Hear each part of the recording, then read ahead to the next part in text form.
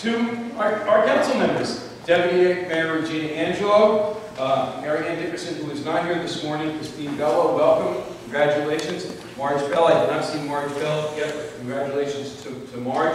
To George Bowles for all of the help that you were in the last 4 years, thank you. I would say that you'll be missed, but you're not, going to call you constantly.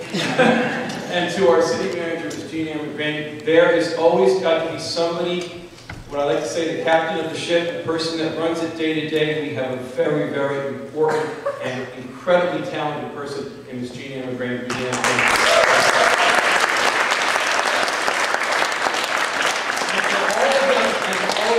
That work in the city of Newburgh.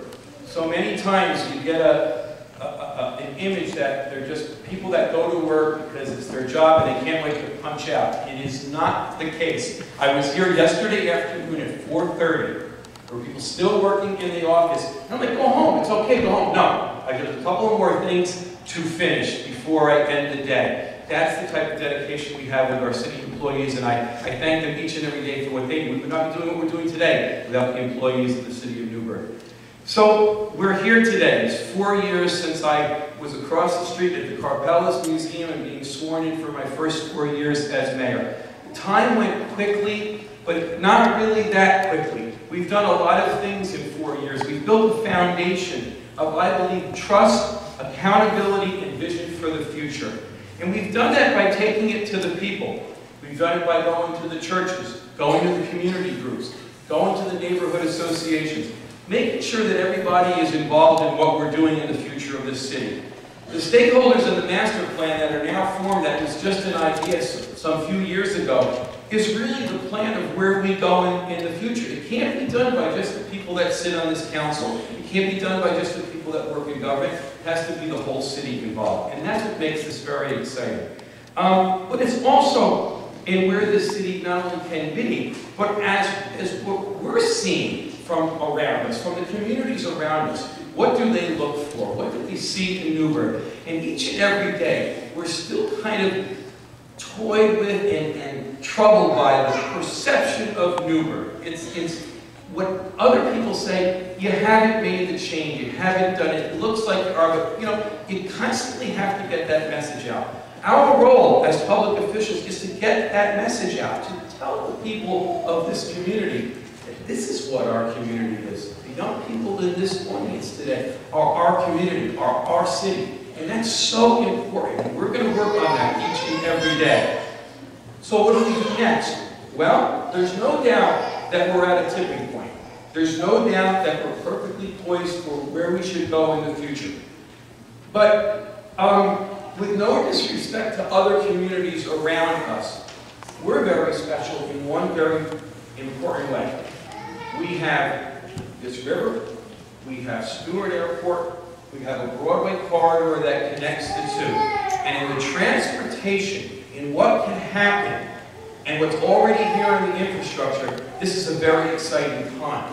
And then mixed with that, we have development that's going to go on the waterfront that will come up the hill. We have a community college that's going to turn into a branch campus. We have development on the lower end of Broadway, the middle part of Broadway, around the Armory District. We have partnerships between private developers like Leland and Habitat for Humanity to rise, bring people up from poverty, bring people up from being people that just rent and kind of like skirt the surface of the city and really become an integral part of it. They're all here, they're all ready to happen. They are happening. Our job constantly is to always get that message out. The newcomers to the city actually tell us best. I'm born and raised here. We've seen good and bad, but the newcomers tell us, because why? They're here. Why are they here? Why do they come here? A developer told me not more than 2 weeks ago, when they were looking at doing something along the Broadway corridor, one of the reasons they're coming here is they're 2 blocks away from a ferry that'll take them to New York. That's why they want to be here. They could be anywhere. They could live anywhere. But that's a key thing to them because, number one, they need 1 car instead of 2 cars. All of a sudden, this whole sustainability starts to happen within your community. That's one of the things that we have to constantly grab onto, that we have to take hold of, that we have to nurture, that we have to work on each day. And also, we're being watched. You know, the Wall Street Journal just doesn't all of a sudden write an article about you. The New York Times doesn't all of a sudden just write an article about you. They're watching us. So in the same way, we've got to watch ourselves. We have to make sure that we do the best possible job that we can do. What does the public expect? Well, I'll tell you what they don't want. They don't want talk. They want action. They want action because they deserve it. And what my new motto is going to be, there's no excuses. No excuses anymore. Get it done. Whatever it takes, go get it done. Because the public deserves that and expects that. So the positive action that we will do to address our problems, to make the positive changes, those are the things we will do. And the overriding umbrella to that is charter reform in the city of Newburgh.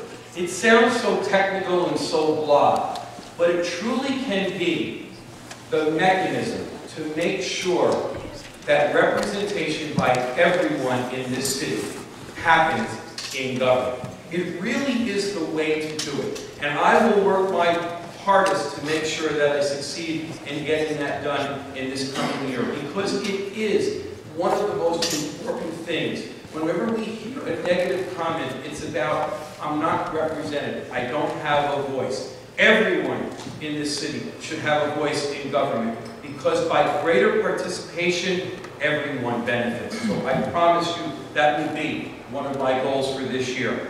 And lastly, we talked about the youth. They are our priority. There is no doubt about it.